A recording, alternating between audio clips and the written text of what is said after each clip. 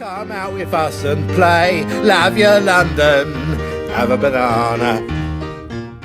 In today's episode of Love Your London, we'll be visiting Essex Road.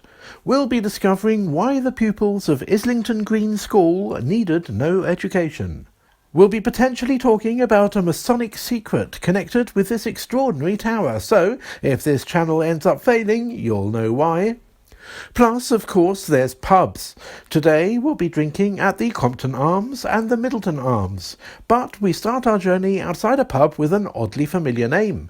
But why are Billy Connolly and Victoria Wood painted on the side? Let's find out more. Outside the Bill Murray. This is the Angel Comedy Club, also known as the Bill Murray. So it's run by Barry Ferns, a friend of mine. He was winner of the Malcolm Hardy Award, and he's also been voted the one of the 4 best MCs in the country. And this is his comedy club.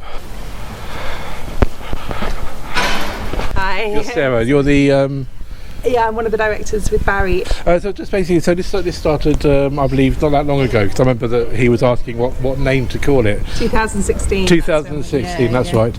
And my lovely camera lady can take over. And obviously, it's called Bill Murray, but it's not obviously named after that Bill Murray, is it? It's named the Earl of Dysart. The Earl of Dysart. 17th century. Yeah, absolutely. William Murray. William Murray, who's he was a first and best. He was a whipping boy, is that right? Yeah, for Charles II. For Charles II. Yeah, that's right. So if you don't know what a whipping boy is, whipping boy basically is someone who takes the punishment.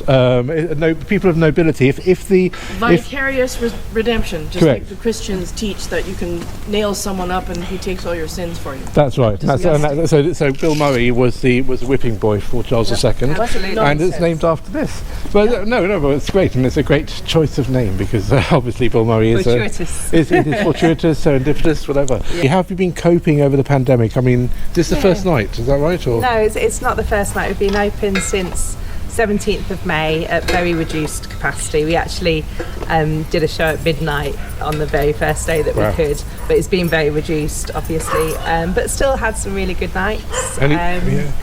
Yeah, it's been a challenge, certainly, a long year, I mean, for everybody, and a lot of uncertainty still, but and as I say, it takes a lot longer to get people in and seated, but we're still being able to put on comedy. Okay. Well, thank you. And so obviously the details I'm going to put on the screen now, the details, so that if you want to come and watch comedy, Simon Amstell's going to be here tonight. Unfortunately, we're not going to be here to see it, but they've got some great acts who come here quite a lot. I mean, do you have open mic nights as well? Is that right? We always have. We're going to reintroduce. We're kind of reintroducing those in the next phase, hopefully really soon. Yeah. Great. Well, thank you very much, and thank you. And I know you're really busy, so I'll let you. Not at all. Thank you. Nice Cheers. Hang in there. Yeah. You too. All right. Bye bye. Have a good time tonight.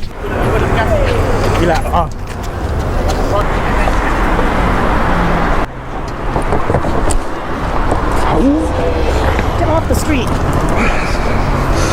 Christ. Don't get. Ow. Okay. Oh. Okay. I almost fell in the street. They were in front of a bus. Oh. Come on, man. All right. We are here at on Essex Road, number 4 to 6 Essex Road. We've got a place there called Meat People. Now that's a restaurant that specialises in meat, particularly food from Uruguay and Argentina. The reason I brought you here is because this is a really important pub for lovers of mod music and also for for lovers of film as well, because it used to be Alfredo snack bar. If you remember the film Quadrophenia from 1979, this is the mod hangout. This is where they used to go, and it was genuinely, up until for all that time, a place where a lot of people from the mod subculture from used to go. I mean, it was a classic place. It's now obviously called Meat People. I believe it's still owned by Nina Marcangelo. the lady, the family that have been used to run Alfredo's from the 1920s, and I believe she lives actually upstairs. Or she certainly used to up until a few years ago. I'm sure she still is there now. If we now cross over the road, now as you can see, established 1920. All these tiles over here are original. They're in fact grade 2 listed, and inside all these, as you can see, there's lots of original features in here. It is grade 2 listed,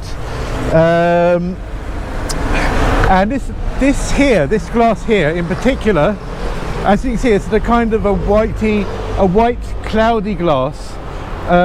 This is all listed. If you look at the original film footage from 1979, it looks exactly the same. This metal here is listed, and this opaque white glass is known as vitriolite. It's not opaque though, it looks clear to me. The frames are original. Up here. Yes. It's got mesh in it. Is this what you're talking about? It's all I don't know, maybe if we can ask him. Yeah. Hello. Your Love Your London's upside down, by the way. Is it? Branding, Tristán. Come on. Oh boy. Okay. Let's go and have a little talk to them. Have you got my email? Is Tristán White from Love Your London? Unfortunately, the member of staff I spoke to could not shed any light on where exactly the grade 2 listed vitriolite glass was, and whether it was indeed the glass outside, which, as Sharon says, does not seem that opaque. I won't show the chat, as basically she hadn't even heard of Quadrophenia or knew that it had been filmed there, which I found deeply disconcerting. Incidentally, I shared a house at university with the son of one of the executive directors. Hello, if you're watching. Anyhow, we actually returned a couple of times to the restaurant in the hope that we could speak to someone who could help us, but to no avail. However, if you are one of the tiny minority not to have seen, or, God help you, heard of this essential movie, then you are in luck, because you can use our special link to order it on DVD or Blu-ray for well under the RRP of £8. This helps our channel, as does becoming a patron via Patreon. If you don't want to spend any money, then you can support us by liking this video, sharing this video on social media, and, if you've not done so already, subscribing to our channel. Remember to hit that notification bell. Anyhow, it was time to leave the cafe. Incidentally, for a while, though now off the menu, meat people used to serve exotic flesh like zebra, kangaroo, crocodile, etc. So we've just been talking about exotic animals to eat, such as kangaroo and zebra. Now we're going to have a look at a place which is famous for exotic animals to display. Get Stuffed. Now, Get Stuffed is a place that has always fascinated me, because we used to live around here, and I used to pass it all the time and think, wow, I mean, there's some, huge bears and giraffes and all sorts of stuff they have in there. Now, we're not allowed to film in there, so we're just going to have to talk about it outside. We did ask permission from the owner, but he said that he's not keen on that. But we will just have a little talk about it outside, and maybe look through the window. After all, the pavement is public. Yep.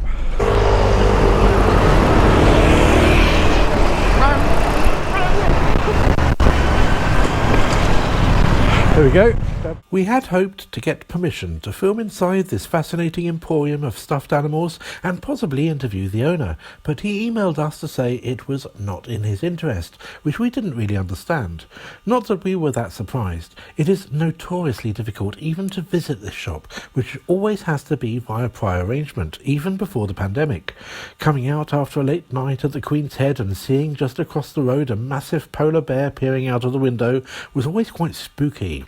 They seem to have everything. They have been at these premises for well over 40 years, though since September 2020 it has been listed as dissolved on Company's House, so the likelihood of us ever returning is looking quite grim. Okay, so we are here, as you can see, on Britannia Row. Fans of Pink Floyd, this is a very important place. Number 35, Britannia Row, is where the Pink Floyd Studios were. Okay, so we are here on Britannia Row. Now, if you are fans of Pink Floyd, this building will of course be extremely important to you. This is 35 Britannia Row. This is the Pink Floyd recording studio. obviously no longer Pink Floyd recording studio.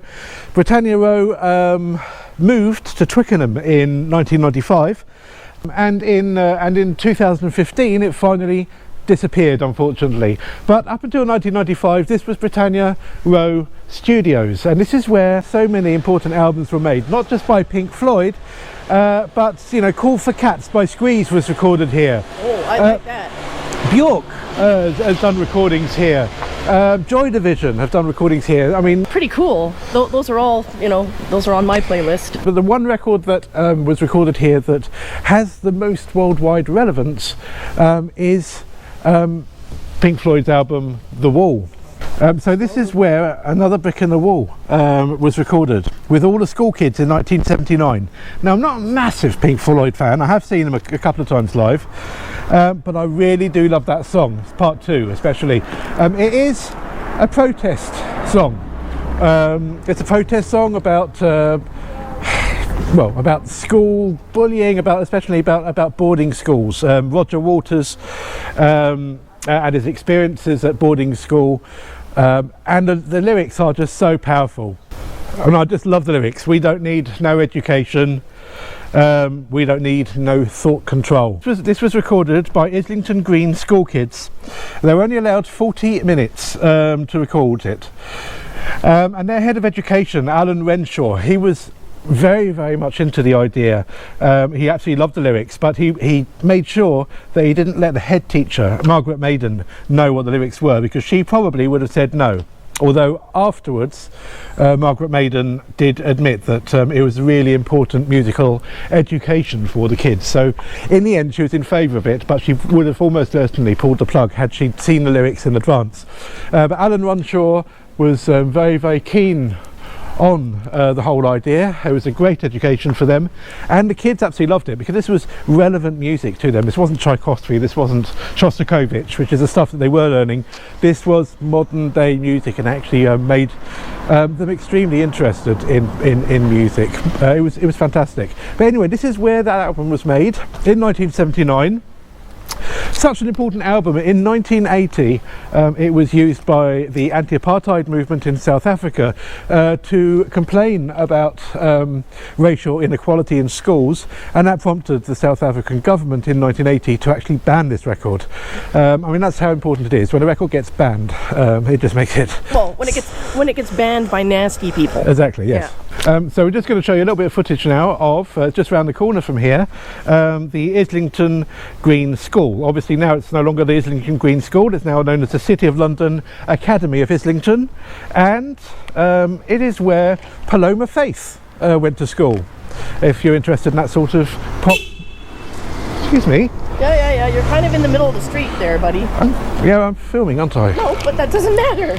It's a street, man. Just wanted to also point one important thing out. Kudos to Roger Waters for turning down Mark Zuckerberg. Mark Zuckerberg offered Roger Waters a huge amount of money to use Another Brick in the Wall Part 2 for an advert to promote Instagram, and he said no. He said absolutely no. Instagram and Facebook are censoring loads of important... They are another brick in the wall. So Roger Waters, as you know, or as you may not know, has been doing a lot of campaigning to release Julian Assange from prison. In fact, here's a little bit of footage of Roger Waters talking to the crowd to try and free Julian Assange. I hope Roger understands the fantastic thing he's done just in giving Julian that support. So without talking anymore, here's Roger Waters.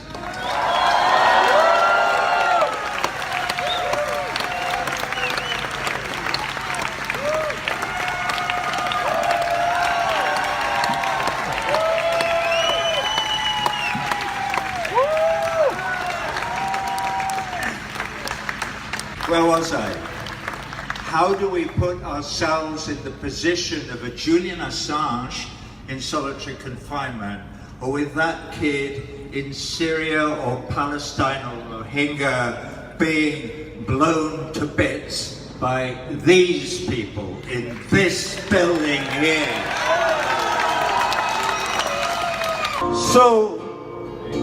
So you think you can tell heaven from hell, blue skies from pain. He is very, very annoyed at the fact that a lot of his campaigns are being censored by social media. So when Mark Zuckerberg asked him to release Another Brick in the Wall Part 2 for use in an advert, even though he was given millions and millions and millions of pounds, or offered millions and millions and millions of pounds, he said no. So, you know, he is a man of his word. He hasn't sold out, which I think is admirable in this day and age. There we go. Compton Arms. This here is the Compton Arms. It's one of the 3 George Orwell pubs, his Canonbury pubs. And what can we tell you about the Compton Arms? Well, if you know his essay, The Moon Underwater, this is one of the pubs that George Orwell used to drink in here. And so this is one of the pubs that he based The Moon Underwater, his essay, on. And he was a patron here. If we look at the coat of arms up there, it's referred to George Orwell. And also, as you can see, there's the Arsenal up there, the 2 cannons. That refers to Arsenal FC because Dennis Compton was a player from Arsenal. Leslie Compton is a cricket player, so there should be something there to do with the cricket as well, but maybe we'll ask them when we get inside. Okay, spoiler alert. The bar staff had no information exactly what parts of the pub's coat of arms refer to George Orwell, Dennis Compton or Leslie Compton. However, I did get some of my facts wrong. Dennis was a hero in the 1930s, both as a cricketer and as a footballer for Arsenal. His brother Leslie, although also a cricketer, was the more accomplished footballer for Arsenal. However, the pub wasn't open for another 30 minutes, so we had a little bit of time spare to show you the local attractions. On the same road as the Compton Arms, you have the back of the majestic-looking Union Chapel. Now let's just zip around the front so that we can tell you a little bit about this premier music venue, since we're in the area. Initially built in the late 1800s, the Union Chapel has been a major concert venue since 1992. Now, we have seen some amazing ethnic music here over the years, including a brilliant Mongolian nose flute gig that we were very lucky to attend a decade or so ago. The Victorian Gothic architecture inside is absolutely amazing, but because of the pandemic we were unable to film inside. Apart from the nose flautists, the Union Chapel has played hosts to the likes of Elton John, Philip Glass, Amy Winehouse, Tom Jones, Beck, Nusundor. The Banff Mountain Film Festival has been shown here every year since 2009. As far as acoustics are concerned, it really is fantastic. You just have to take our word for it. Or better still, now the pandemic seems to be on its way out, just experience it for yourselves. The website details are on your screen now. But the main thing is, by filming this, we managed to burn up 30 minutes of our time, which meant that the Compton Arms was finally open. Yes, it is beer o'clock.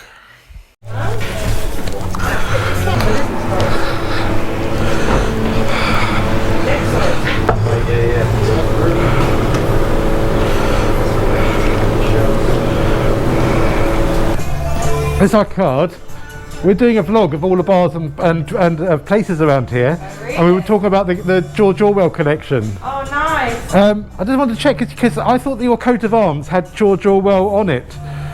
It might have been the previous, because it used to be a Green King pub. So right, okay. I know it's got the 2 gunners there because there used to be an Arsenal player called Compton. But I don't know if... Okay, no, not to worry. Do you mind if I just film a little bit inside here? Yeah, of course. Lovely. You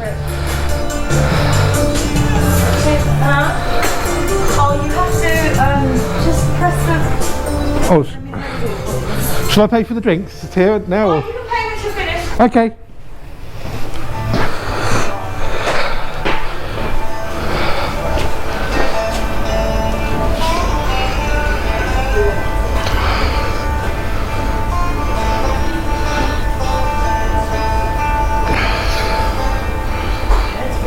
Ah, Telstar. They've got Telstar on the wall. Fantastic.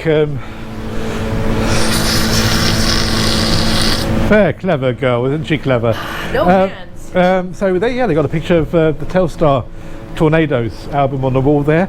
We'll be talking about Joe Meeks actually in a later episode, but obviously I'm a huge fan. I absolutely love that song. Da, da, da, da, da, da, da, da, da, da, da, da, da, da. Da da da da da da da da da da. You haven't blown your nose on that, have you? No. Da da da da da da. Okay, we're going to have our drinks and we'll catch up with you later. Yep. It's been a while since we've done one of our station summaries, so here goes. Over there, we have Essex Road Station. This station is in Zone 2. Unfortunately, there's no toilets and there's no disabled access at all.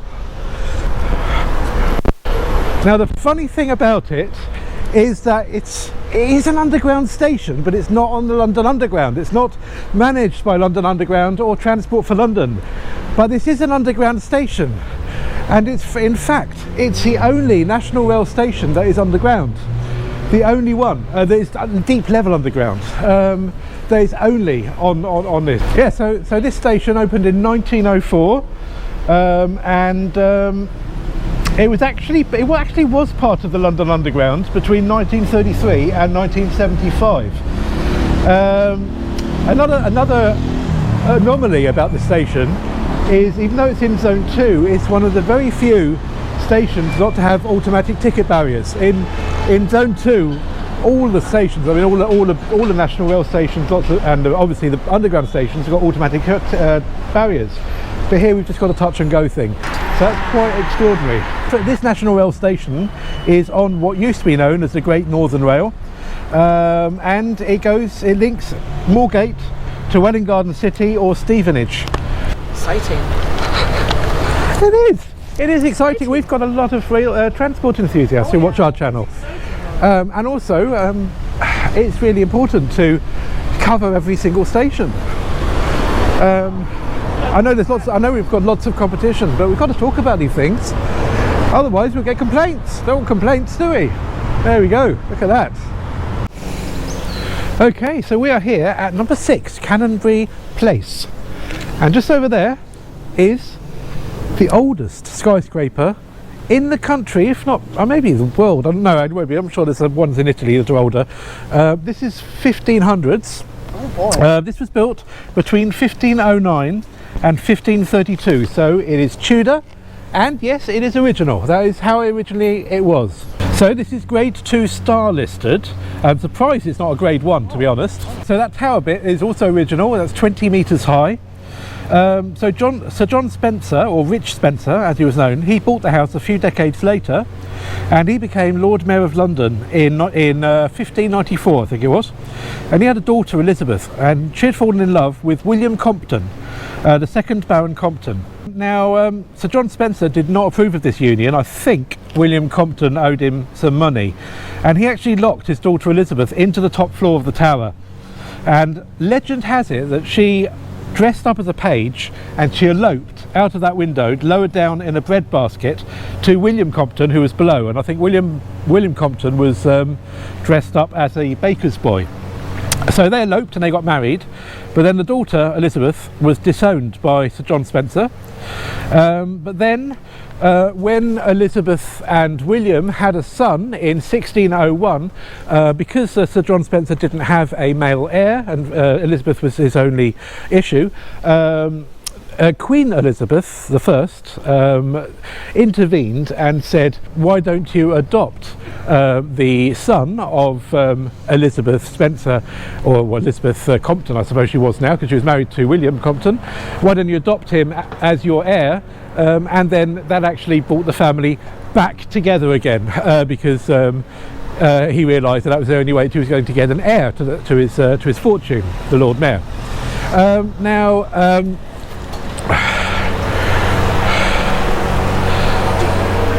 Have a look at your notes. Yeah, we're doing fine.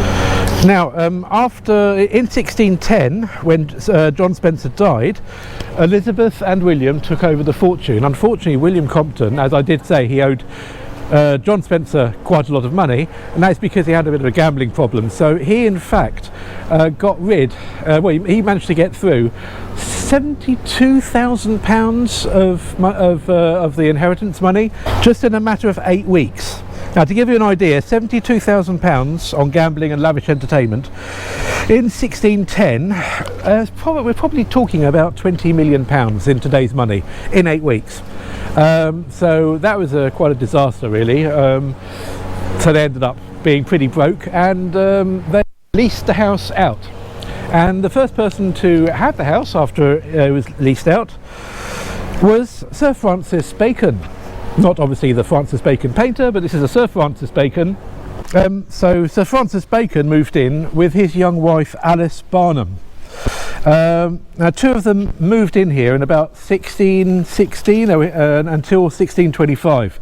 It was quite a tumultuous time for Sir Francis Bacon.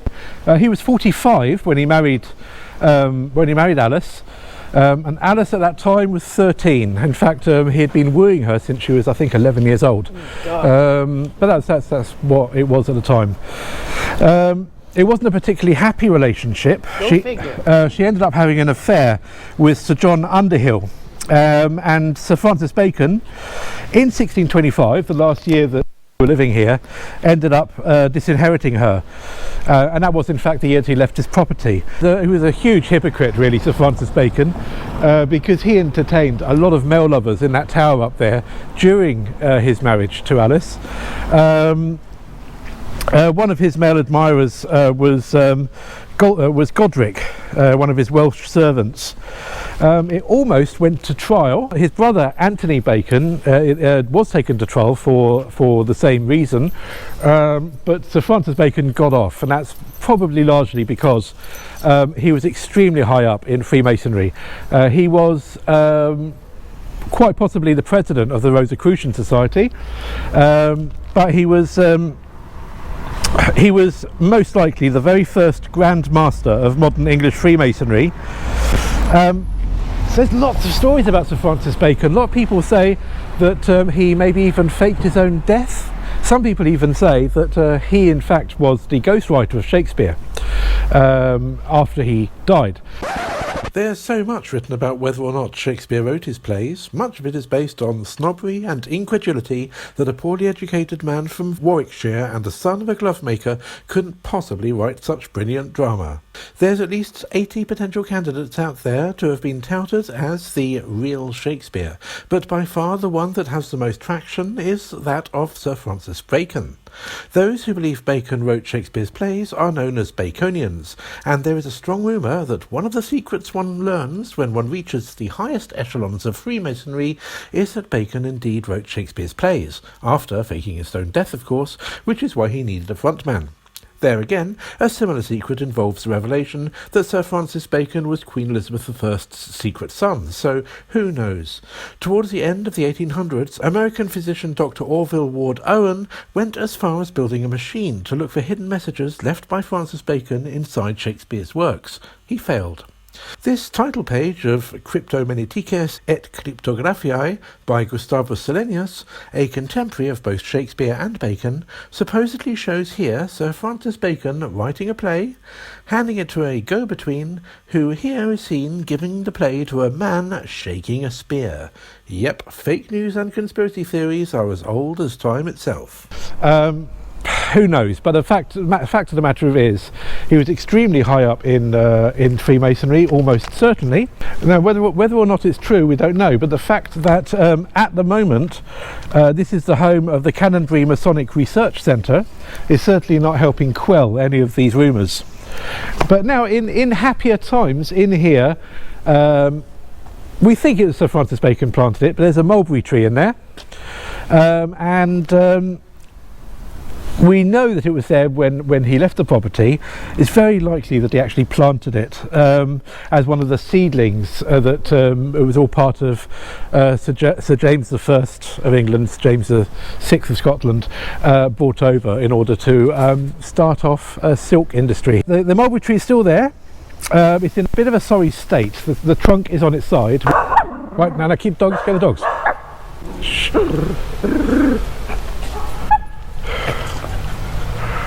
Okay. Right. There you go. Mulberry. Mulberry. There, it's the lower of the lowest large leafed. Yeah. That is a mulberry tree, and you can see it's over on its side. It's wonky. I speak dog.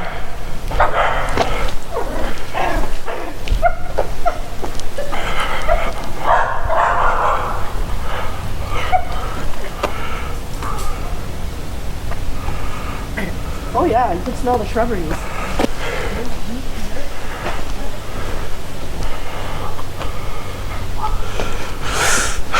Okay.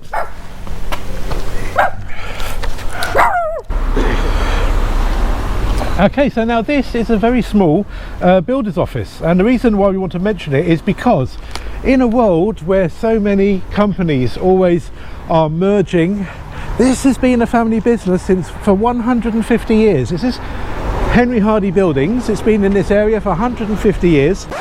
Yeah, I know, 161 years, I know. As you'll see, a lot of the properties around here, including just opposite the Canonbury Tower, are maintained by Henry Hardy. They are maintenance builders. They look after every kind of job, small jobs, large jobs, lots of hot water boiler issues and stuff like that. But they are a really little local company, and this beautiful building, as you can see, if we just go from the other side of the road,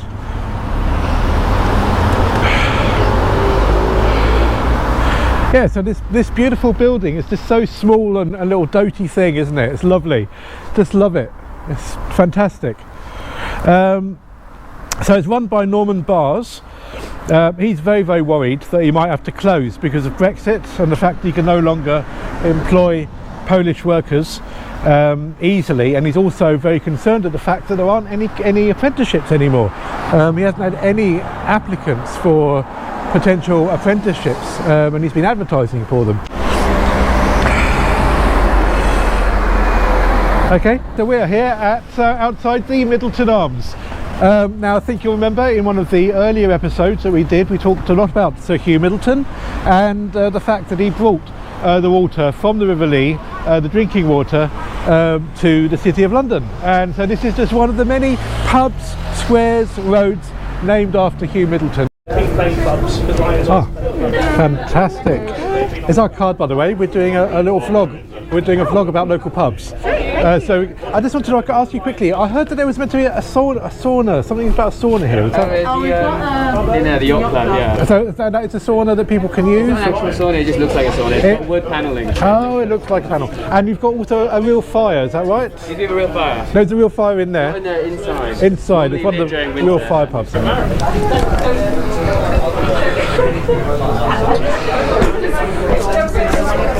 Washing machines are also his hand when they're doing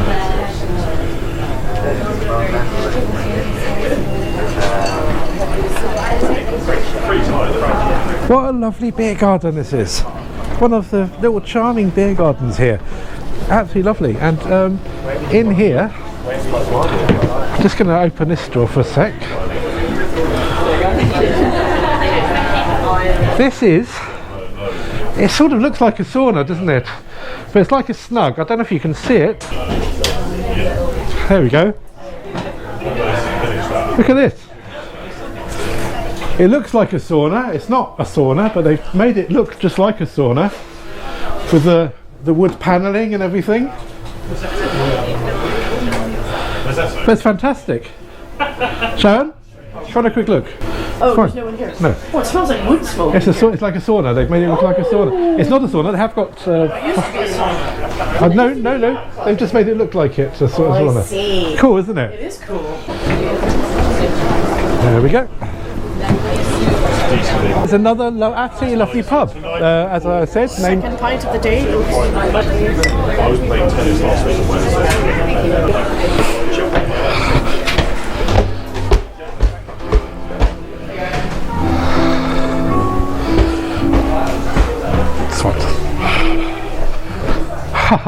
Pre-Tintin, I love that.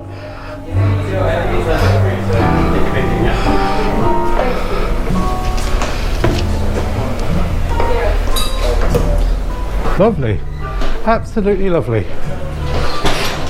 Charming, I love this pub. Fantastic.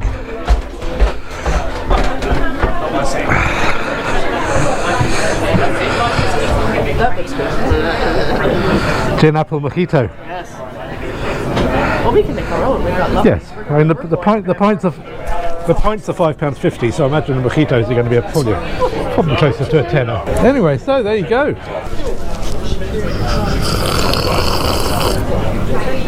Isn't that lovely? You can take a lady out, but you can't make her a lady.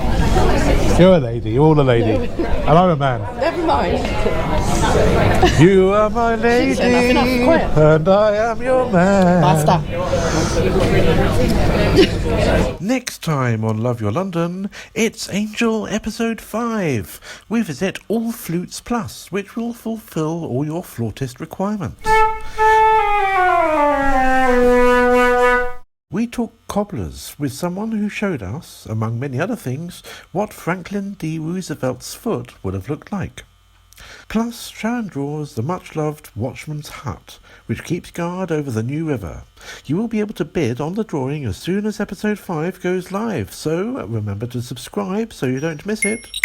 Till next time. From Acton Town to Wimbledon, from Brixton to beyond, love your London, have a banana.